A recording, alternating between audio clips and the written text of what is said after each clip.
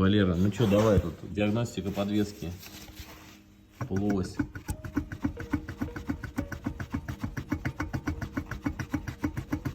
Давай на финском спроси там. Сейчас Яре отправим. Все, он мафта или что?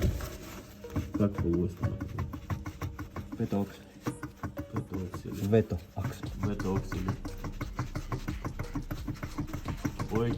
Ой. Ой. Ой, уломки.